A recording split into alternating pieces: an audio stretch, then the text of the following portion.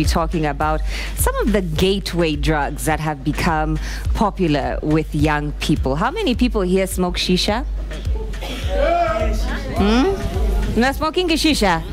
Ati sai mnajifanya juu wazazi wanaangalia TV. Ni sawa.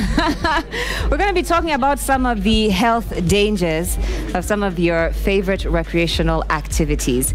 And joining us today, we have Dr. Alfred Karagu, who's the CEO of the National Cancer Institute. Make some noise for him. Thanks for being here. Georgia Zanita is here as well. Thanks for being with us. And Josfat Irumbi, thanks for being here. Now, I want to start with you, Josfat, before we get to Daktari here. You smoke shisha? Yes, I do.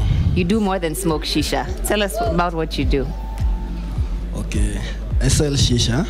You sell it? Yeah. Okay. At Roxy Lounge.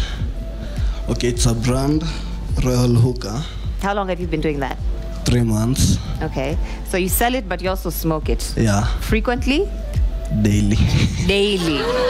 Okay. All right, he's being honest. How about the young lady? You smoke shisha? Yeah, I do. How often do you smoke shisha? Like 4 times in a week. 4 times in a week? Yeah. Does your mother know? What do you like about shisha? What attracted you to shisha? First, shisha has a really nice smell, like the flavor. You see, there is orange with cream, there is mint, there is mango, you can name them.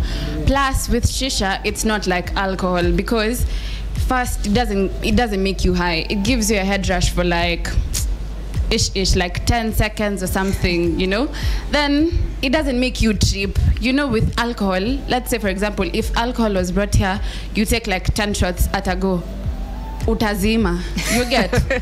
But shisha, when you smoke it, you just feel so excited when you see the smoke, you make holes with them, you get. It's something interesting. Okay, so have either of you ever heard about some of the health dangers to your health of smoking shisha regularly? Especially you who's selling it. Has anyone ever told you about this is dangerous for your health? Okay, most people discourage me, but I've never found any side effect. Yet, you're still young. Has anyone ever discouraged you? Yes, they have, but I've also not seen any side effects. Yet. Aya, sasa tukuja kwa daktari. Dr. Karagu, tell them why they're wrong. Yeah, go ahead. Thank you, Joy. First of all, I appreciate inviting me here. And I'm glad that it's quite a packed house, so it's a good chance for us. I work for the Ministry of Health, so it's a good chance for us to create a bit of awareness about shisha. I'll break it down very simply. Shisha is just flavored tobacco, so shisha is tobacco. I think that's a starting point. Shisha is like cigarettes. Shisha is like cigarettes. Is like the mbake that your grandmother takes. It's like the snuff that it's simply tobacco. Yeah. But what the manufacturers have done is that they have made it less less caustic, less unpleasant. I think for people who've tried to smoke, there's that thing of. I mean, it's irritant. You smoke and you cough, but this one has been given those fancy flavors. I don't know, chamomile. I don't know, peach. Yes, someone says even aromat. But I mean, on a serious note, shisha is basically tobacco, and from a health perspective, there is no safe form of tobacco. Whether it's active. By the way, even if it's active tobacco, that means you are the one who's smoking, or you have been exposed to what you call second-hand tobacco. All of it is harmful tobacco. Now, more specifically for shisha, where we would be concerned about shisha is when you look at how shisha is prepared. First of all, you have coal on top of, you have coal, then you have the tobacco, then you have that structure with a pipe that goes to the underwater. water. The first misconception is that the water sort of filters or takes away, those harmful chemicals. That is not true. Some studies have been shown, guys have done studies, and they have actually shown that they have actually assessed the smoke that that comes from people who are smoking shisha. It has the same similar toxic compounds as what comes out of a normal cigarette. Okay, in fact, we were just talking backstage, and you're telling me it's actually, while smoking shisha can actually be more harmful than someone who smokes cigarettes regularly. So give us the statistics. For someone, because shisha is, you go out with your friends, right? You guys do it, for how long? You go out an hour, maybe you're smoking shisha at the club. Sindio, you're all puffing. So within that hour, give us the statistics of how much tobacco she has actually inhaled.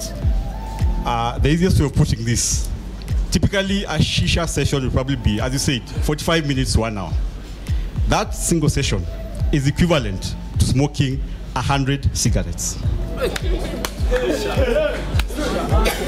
What are your thoughts on that? We'll come back to you. What are your immediate thoughts on hearing that statistic?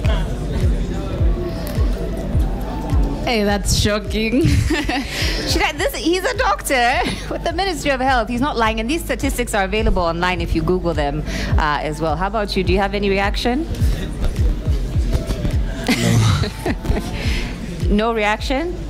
Have you heard these statistics before? Yes. You've heard them before. So that doesn't change your mind about anything. No, it's my work. It's your work.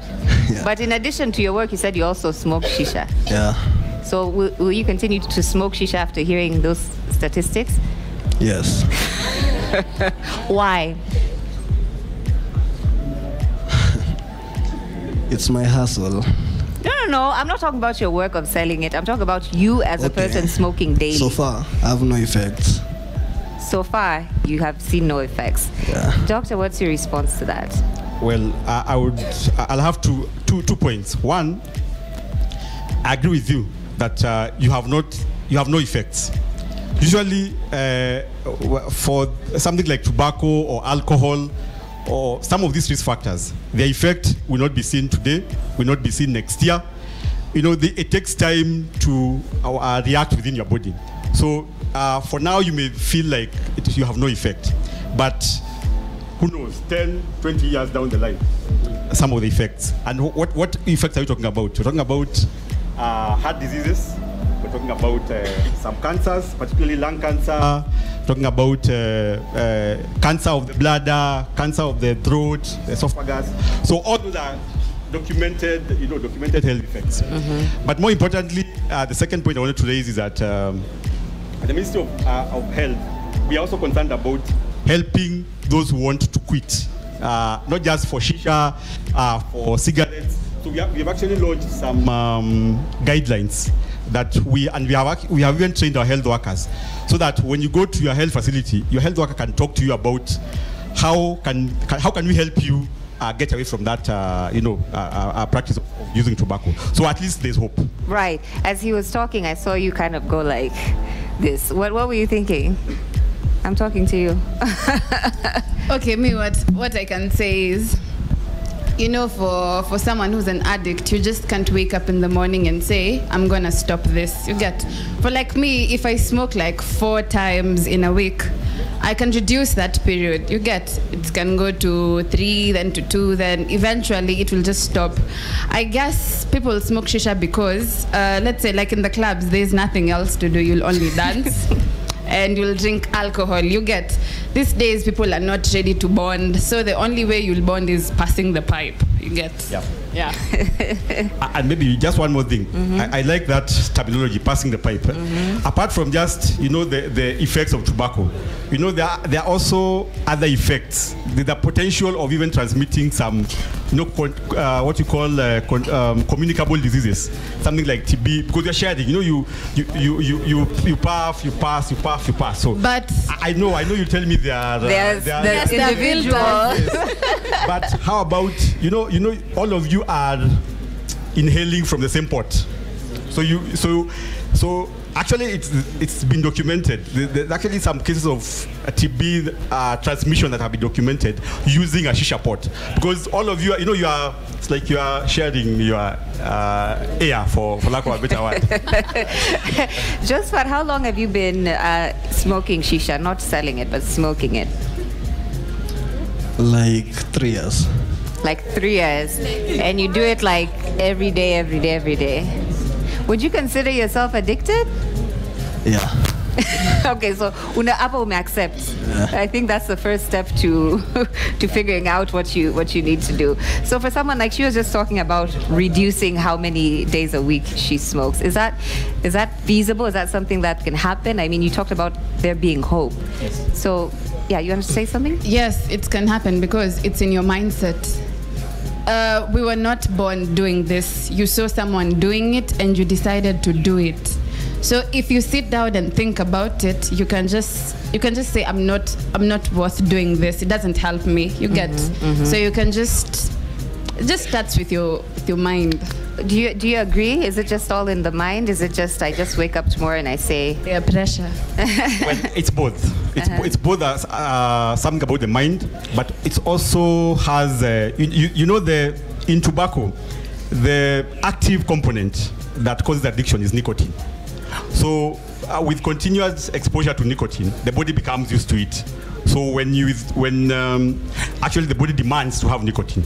So there's the element of changing your behavior, like sort of desensitizing yourself to to make that conscious decision to quit tobacco. But where you have some sort of entrenched addiction, then there are medical ways of helping you, sort of like desensitize you, gradually, have your body accustomed to not having nicotine. So it's both ways. I would say it's both ways. Yes. Specifically in urban areas in Kenya, we've seen a growing trend of, especially young ladies, this has become the thing. Like, you go out with your girlfriends, you all share the costs. It's a social thing, you feel like, right? Am I am I hitting on some points here? And you feel like it's probably safer than me drinking and getting drunk and possibly somebody putting something in my drink, or so that is not true, right? Well, I think there's a social aspect to this, right? Which is what you're talking about. I mean, we agree that it's. I think there's some sort of bonding that comes with sharing that pot. But I think the bigger issue here is for us to understand the dangers, the harmful health effects of that practice. Because today you will have that bonding with your girlfriends, but who knows, 5 years down the line, those effects that, because the problem with shisha is that probably you'll do a pot. I mean, it's a whole night, so probably after 2 hours, you'll do another one. So by the end of the night, the amount of tobacco that you'll have been exposed to is enormous. So with that repeated every weekend, every or every day, the cumulative effect of that now eats into your body. So that's when along the way you start having those issues of you're having problems with your chest, you're having problems with your heart. And these come later on. Like, they're both saying they haven't seen any effects right now, but these diseases come at a later date. And if you want to live for a long time, to see your children and your grandchildren, these are things that you should be thinking about. As a seller, Josephat, right? You sell, the tobacco is put in these boxes, right? But don't they have the same label as cigarettes? That ka warning. They do. Yeah. No, unalenga tu.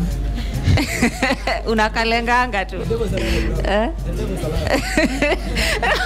Don't be ashamed. We're being honest here. What do you ever read that label and think this thing could kill me one day? Yeah, I do read. And think what? Just ignore. You what? I ignore. You just ignore. Yeah. Okay. All right. Has what the doctor has said so far changed your mind about anything? About how often you're going to be smoking? I'll think about it. All right. He's being honest. How about you? What has changed for you after hearing these statistics? It hasn't changed. You're still going to do it? Yeah. Maybe when I just wake up in the morning and decide I don't feel like smoking, that's when I'll stop. But right now, I don't think so. Why are you guys clapping? Why are you clapping? All right, since you guys are so, does anyone have a question for the doctor while he's still here? Any shisha smokers who have a question? Come to the front here. Just come, stand here on the stage. My question is very simple. I just want to ask, is there any importance that one gets when he or she smokes shisha? Unauliza hawa ama? I'm asking the guest. Yeah, are there any benefits to this? Yes, I just said you'll get head rush. As in you just feel active for some minutes. You feel jiggy for some minutes. Anyone with a question for the doctor? Kabu, unakuanga na maswali mingi tunakujua. I just have one question for the doctor. Now, when you're doing the drug thing, let's say, for example, you are so sentimental into it. Can you have more like, let's say, a positive perspective from your friends towards liking it, and like from your own original kind of a thought towards liking it?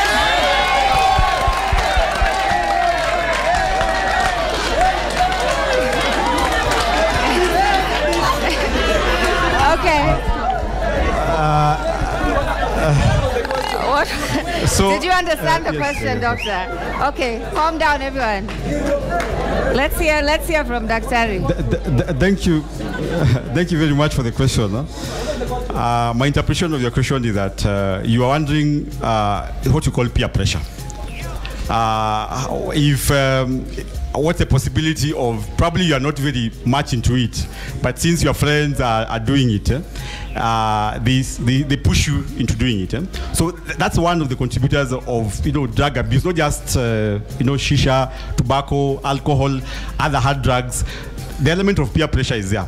So I mean, for a person who would want to stop smoking shisha, for example, one of the support, of course, environment that they would need is friends who share a similar, view, a similar view of it. If that's not the case, then they'll still feel that kind of pressure to fit into the group. So I agree with him that peer pressure is She's like, I'm not going to change my friends. All right, we're just about out of time here, so I'm going to take a final comment from you, just for our audience and also our audience at home. For someone who might have heard the statistics, gotten shocked, and decided, they want to change their mind about how regularly they're doing it or just doing it at all. Where would you advise them to start that process? I would advise them to visit their nearest health facility, because, as I said, we have this year we have some guidelines, some booklets that we have developed, and we have trained our health workers and distributed these booklets to them, so that they're able to now, when you go to the health worker, they'll be able to talk to you about tobacco, the harmful effects, and some of the things that you need to do to start that journey to moving away from shisha. Mm-hmm. So I would recommend that most of our national referral hospitals, our county referral hospitals have this information. So just visit your nearby hospital, and they'll be able to advise you. Mm-hmm. But I would not leave this set without mentioning about this month. This is October. This is the Breast Cancer Awareness Month. So even as we talk about shisha and talk about the harmful effects, now from what I do on a day-to-day basis, I would want to encourage all of us. Let's go out and be screened. For the young ladies here, go and let's be screened. Start being screened about for cervical cancer, for example. Be screened.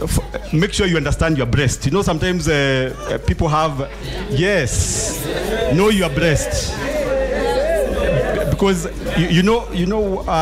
what one of the biggest problem we have regarding cancer in this country is that most of our patients, most of our cases come very late. But a big contributor to that is because people sometimes will see something on the breast, for example, and just ignore it. So know what is your normal breast, so that whenever the abnormal thing starts developing, you will rush to your health provider. So very serious issues that Dr. is talking about here. So thank you for coming. Thank you both for sharing your candid views. Of course, the whole issue here we're talking about today is a gateway drug. Just because it's legal doesn't mean it's safe. So I hope you've listened to some of those statistics. It is Breast Cancer Awareness Month, like Dr. just mentioned. So go ahead and get yourself screened. Of course, 10 over 10 continues. I just want you to give a hand for our panelists today. Very interesting conversation. We're going to toss it over to Willis Raburu. He's standing by with the trends. Right, thank you very much.